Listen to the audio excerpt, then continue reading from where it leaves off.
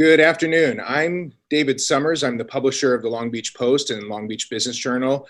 Today, continuing our daily live chats with local leaders and subject matter experts navigating the coronavirus crisis. We're talking to the incoming superintendent of Long Beach Unified School District, Dr. Jill Baker. Joining me on this live chat today is Mike Guardabosio from 562 Sports. Who has been doing quite a bit of coverage of education and the district for the Long Beach Post. Mike, thanks for joining us, and thank you for the partnership. If you have any live questions that you'd like for us to ask Dr. Baker while we have her today, please comment in the comment feeds, either on 562's feeds or right here on Long Beach Post feeds. I'm going to ask the first question to you, Dr. Baker. I don't envy the job that you have, the size and scope of the district. It is no small task that you have. My son is a third grader at Longfellow Elementary. Go Lions! I asked him to pose a question in his Zoom class yesterday with his teacher about, do you have any questions for the incoming superintendent? And the question that the class wanted to ask you, that these third graders at Longfellow wanted to ask you, was, what is a superintendent? And so I was hoping you could start by just talking a little bit about the job that you're going to start on August 1st, and talk a little bit more about the role that you're coming into. Great. Thanks for the opportunity to be with you and be with the community today.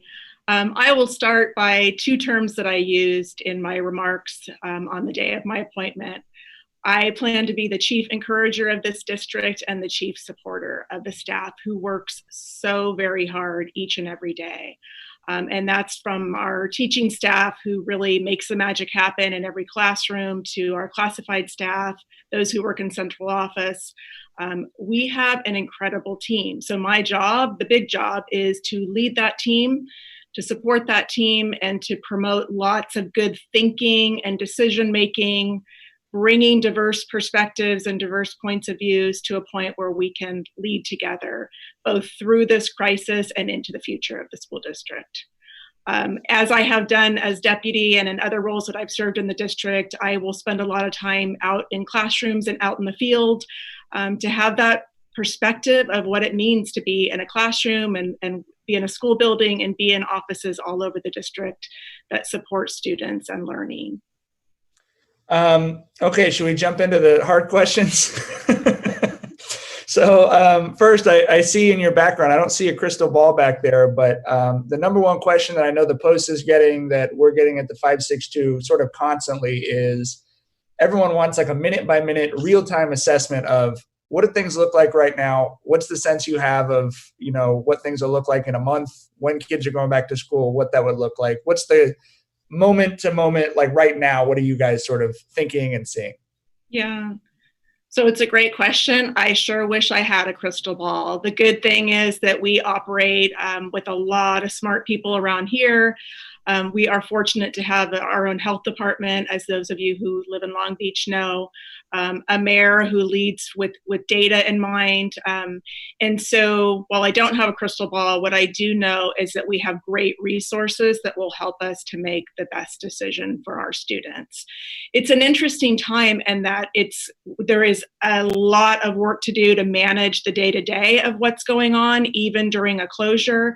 And part of what's so difficult about that is the decisions that we're having to make on a moment-by-moment basis in many cases are not decisions that we have faced in any time in recent history. So the demand on us as problem solvers has been huge. At the same time that we're working through right now, obviously, we're trying to really get ourselves ready for what the future will look like in the school district. We anticipate some good information, some good data coming out of the state in the next couple of weeks. We also will have had ongoing and upcoming meetings with our health department that will help us to really have that local context to use relative to the COVID experience. And so, I don't have a magic ball, a crystal ball, but what I also know is that our team is really focused on exploring all kinds of opportunities. And so I think folks have stopped using the getting back to normal term and have started to really think about what will be a new normal. So, for example, how can we think about blended learning and in-class learning? What will it look like to experience social distancing in places where we haven't had to think about that? So we're thinking out of the box. We're using our resources and our data, and I think in the next few weeks we'll have more information. Right now, our focus is how to close the school year. And Mike, you said it. Our high school seniors, this is a really suffering time for them, and so we have staff behind the scenes working tirelessly to think about what can a virtual graduation look like. How do we honor students who are in this really important time in their life before they leave us for the final time? Jill, we're starting to get some questions in. One was from a parent who expressed a concern on Twitter about potentially lowering the bar to the lowest denominator. The specific question was, what consideration went into allowing high school students to choose between graded study through the end of 2020 versus the mandated pass and fail? If that's something that you could speak to a little bit about the decision-making on that question from a parent. Sure. Lots of discussion went into that decision. Partnerships with the CSUs and the UCs. Of course, you know that we have our superintendents on the CSU Board of Trustees. So to really inform our decision, we thought about the implications for the 22,000 plus high school students in our district and the best case scenario for every one of those students. Embracing what we are calling a do no harm philosophy. So as most of your listeners will know, the UCs and the CSUs suspended any negative effects from having a pass-fail or a no credit grade, will not impact GPAs, it will not impact admissions. That was followed by a number of associations of independent college and universities for a number of the Ivy League schools.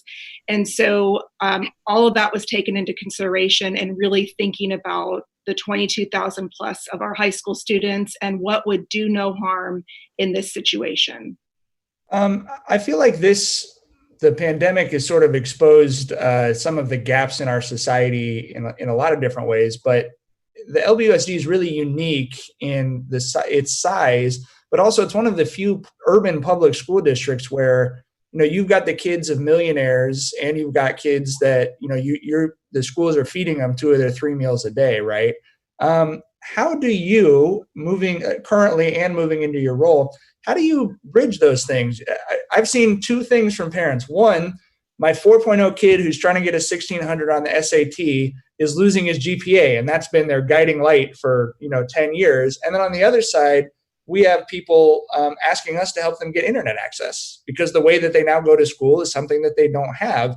Those 2 kids maybe go to the same school, that you guys are responsible for. So how do you as a leader and how does the school district try and kind of serve both sides of the community? Yeah, that's a great question. And just to put a pin on something that you said, Mike, those 2 kids do go to every one of our schools together. And so it is absolutely incumbent on us to be thinking about all of our students. I guess I would start by saying that our focus is on excellence and equity. And that means excellence for every single student. And then using the resources that are in many cases supplemental or in addition to our base resources to ensure that in that environment of excellence, that equity is not an afterthought. It's part of how we think about all students. So all students have great classroom learning. They have teachers that are prepared to teach everything from an AP course to a course that's more remediation in nature. And then we apply supplemental support so that every student can be successful in those classes. I'll say that it also involves our Board of Education speaking to policy and implementation issues that really focus on excellence and equity together. So it definitely is the way that we think about our work for all students and takes an approach that requires both a great baseline education and experiences, along with supplements and a way of thinking about our work from the perspective of students who don't have access to the same things that the student that you referred to may have. We're speaking with Dr. Jill Baker. She's currently the Deputy Superintendent of Long Beach Unified Schools. On August 1st, she's going to become the new superintendent. I'm joined by Mike G., our colleague from 562 Sports. If you have questions for Dr. Baker, please submit them into the live comments. I want to talk a little bit about you talked about the crystal ball, but the size of the district is something that always resonates with me. As a massive employer, one of the largest districts in the state, the largest landowner, the superlatives with the school mean that there are going to be some superlative challenges. I imagine that you're looking at the enormity of the financial challenges ahead, while also probably having to do more than anyone ever expected to educate children. Should people expect layoffs? Is that in the card for teachers or students? How have you started to plan for doing more with likely a lot fewer resources and financial means to do it? Yeah. Well, I'll have the good fortune of taking over for Mr. Steinhauser, who you know well is a incredibly fiscal conservative and has left the district in the best possible place at the worst possible time in many ways. And so because of Chris's leadership and his just profound budget knowledge that he's used to guide the district for 18 years, the district does benefit from a reserve that will help us to have some time to make good decisions in the best interest of our students. With that said, actually a message was sent to our staff yesterday to assure them that right now there's no contemplation of layoffs, but that we immediately have retracted on some of the programs and things that we were thinking about continuing or expanding in the year to come. Again, that will not result in layoffs, but that results in really pulling back and really thinking about how to work our budget in service to students, using restricted money for things that we might have thought of for general fund activity, to look at how we can transfer programs into more supplemental activities. And so that has already begun. The buttoning down has already begun for us. We'll, of course, be working with our labor partners in the year ahead to really think about budget from a multiple perspective, likely engaging in some kind of widespread budget committee that helps us to prioritize. And I'll just say that's where our board is going to be fabulous. They are, poised to bring on new board members and to really help us think through how to maintain that focus on excellence and equity, even with reduced resources. So we hope that we can make enough cuts to stave off any laying off, and that definitely will not take place this year. Okay, so, and I want to sort of echo what David said, and then ask a question in maybe a little bit of a different way. The district is also the city's largest employer. So 1 in 7 residents of the city is a student, and you've also got the largest workforce. What I heard in talking to you and to Superintendent Steinhauser was that you're expecting a couple years of really tight budgets because the revenue comes from state, it comes from taxes, people aren't spending money, and obviously there's been massive layoffs. So there's less money coming in a number of ways, and I know you guys won't know the parameters of that immediately. I then also hear Governor Newsom outlining what he thinks a return to school will be, and he's describing staggered school days, 7 days a week school, social distancing in school that could dramatically reduce class sizes. And I know, because my wife's a teacher and I follow that news in the city, all of those things would require a dramatically increased workforce and a significantly larger budget for every school district in the state, not just yours. How do you see those things coming together? That, on the one hand, you're preparing for a dramatically reduced budget, and on the other hand, you're hearing the governor say a return to school is going to be significantly more expensive than normal operations. I think that some of the information we're waiting for will help us to know more about that. So that sounds, the things that you name, Mike, are certainly important factors of how we will come back to school. What we don't know is shifts that will be made in the way that schools are funded. For example, will the state take a position to suspend the requirement around instructional minutes and allow some flexibility in that area that would allow us a year of reprieve on how we think about instructional minutes? Will the state fund daily attendance differently and take an average of our attendance before the COVID experience? So I think a lot of the budgetary strings and the way schools are funded, we're waiting for some significant information to come to pair up with the philosophy about how to come back to school safely, and then we'll be able to make some informed decisions in that way, because those are great questions that you're asking. Jill, we're getting a lot of good questions coming in from the community. I know that we're not going to be able to get to all of them today, but I sure do hope that we can invite you back on in the months ahead. This is not going to be a solve it today or tomorrow or next week. We're in it for the long haul. Yeah. Some of the other questions that we're getting in, I'll give you two of them. The first is, how can recently retired teachers or other education professionals volunteer to help the district right now and in the coming year? And similar to that is, are teachers currently receiving any support to transfer their skills to online learning? How are we teaching teachers to teach in a different? Sure. So the first question is such a great question and really speaks to our Long Beach community. We have a tremendous number of teachers that are retired living in the community, and there will be many ways that we can use their support. We actually have a number of teachers that come back in paid status and work part-time or work, 1 day a week in a teacher's classroom. We have some great community partnerships. For example, we have a tutoring program that's run through the Assistance League of Long Beach called Literacy Tutors.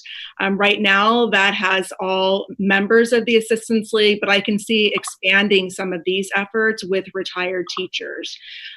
As everyone would expect, we are going to have to really recoup some of this learning time that has been lost. And until we're in an environment where we can bring that together, we can't exactly do that. But there will definitely be outreach to retired teachers as volunteers to come help us to really recoup some of the learning time that has been lost. To the question about teachers, we are so fortunate. Our division, our Office of Curriculum, Instruction, and Professional Development, over the last 5 years has built a really strong infrastructure related to technology. And so part of what happened, and it happened really quickly, they had already been a division helping teachers to feel comfortable and confident in use of technology. They instituted a technology summit and different kinds of online training that are not brand new, but they absolutely unleashed their own genius when this pandemic hit. And secondly, they have unleashed the talent of teachers across our district to be connected in different ways. They instituted a teacher mentoring program where teachers who even felt slightly more confident in technology are paired up with teachers who perhaps really need some confidence building and some skill building. They've hosted thousands of hours of training, or thousands of participants in training hours to help teachers know how to use both basic tools and then really advanced tools for them, in many cases, to take the technology that they have in their homes and convert into whiteboards and how to use things both synchronously and asynchronously from wherever they are teaching from. So we're really fortunate. It's one of the reasons that when we think about our work in Long Beach Unified, we are always about developing the capacity from within, because when something like this happens, you don't have to go searching for outside experts. You need to unleash the people that work right here in our system. Thank you. The number one question, I feel like I've probably gotten this 300 times. You've probably gotten it 3,000 times. We're obviously less than 2 months away from what would have been high school graduation. And as I was pointing out to an LB Post reporter last week. After the Grand Prix, if you were to take the LBUSD graduations as one event, it would be the second biggest event in the city every year. I mean, I know I drive by Vets, I see 10,000 people there for some of those ceremonies. What are the conversations you guys are having about what that will look like this year? And do you have a timeline? The other question I get from a lot of seniors is there a time they can expect an announcement about what is going to happen? Yeah, so literally as we're on this Zoom experience, there is staff that's meeting online, our ASB folks, our high school office, our assistant sup of high school, our social media coordinator. They are meeting to bring out the ideas that they have been working on, which range in many ways, different kinds of social media, different platforms, ways to feature students individually. I think that within the next 2 weeks that we will have a public decision about graduations and where we're headed in that regard. And, you know, we're going to have to make a decision in the best interest of health and safety and think about if a future opportunity exists for coming together.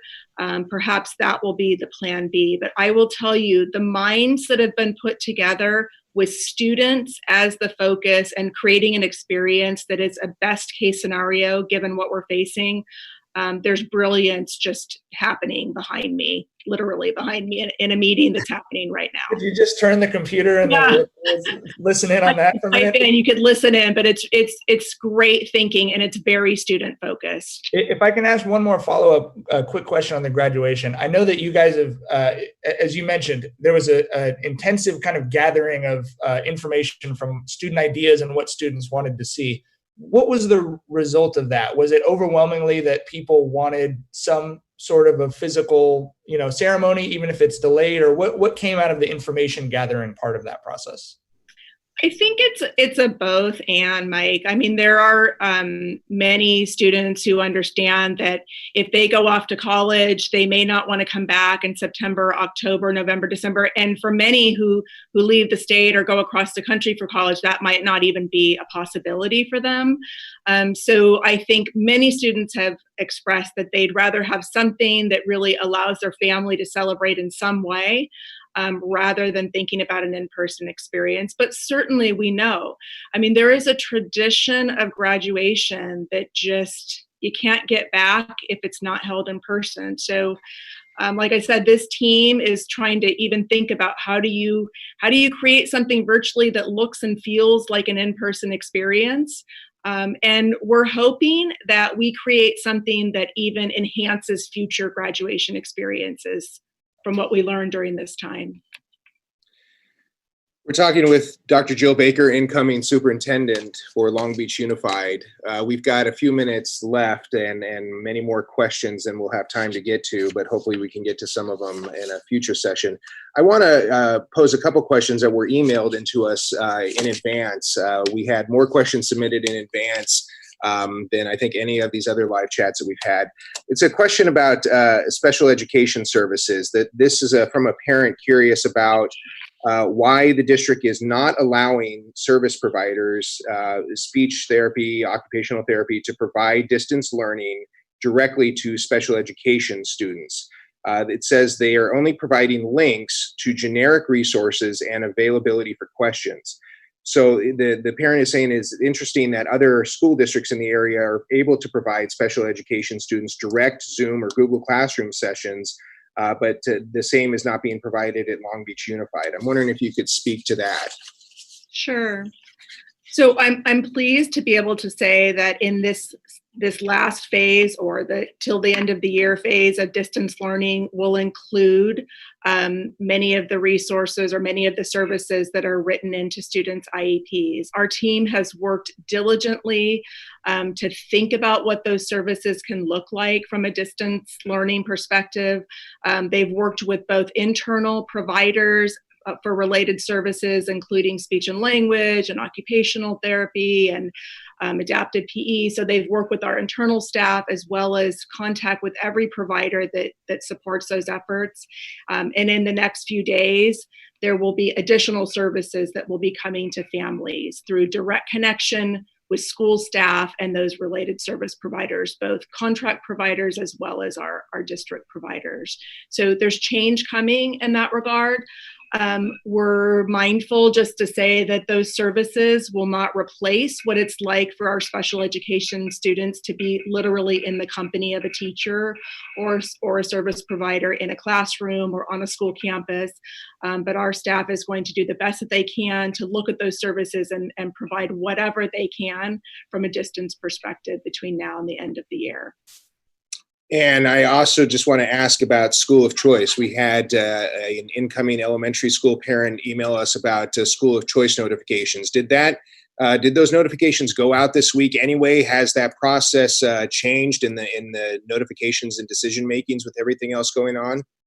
Yeah, we're still operating with our planned school of choice information and timeline, hoping that we can proceed, and where students end up on school of choice, it's the same challenge as any other school, and so we're still operating on our school of choice timeline. Great.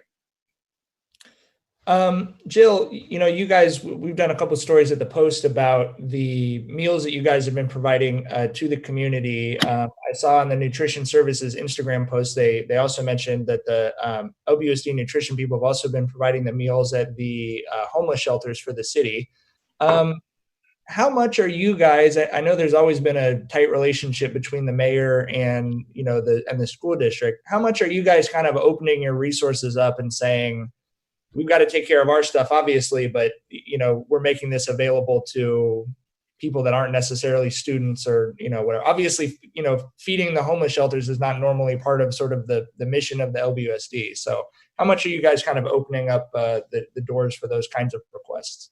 Yeah, to whatever extent possible. And we are so fortunate to work with Mayor Garcia and any efforts that includes opening school spaces for the COVID testing that's happening at both Jordan High School and Cabrillo High School, and using the areas right around them that were great for drive-up testing.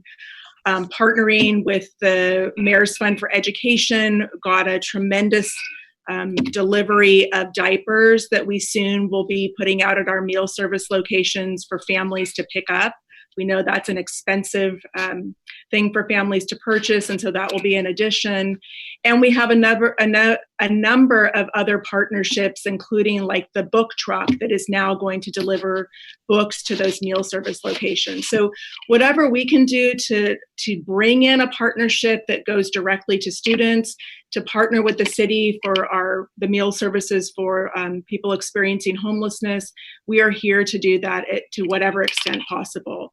There are some challenges for us in that our core business is around educating students each and every day. But if we have the resources to do it, our staff is absolutely dedicated to serving the larger community, not just our school community. Jill, I want to pose a final question and kind of bring it back to the beginning when you talked about the crystal ball.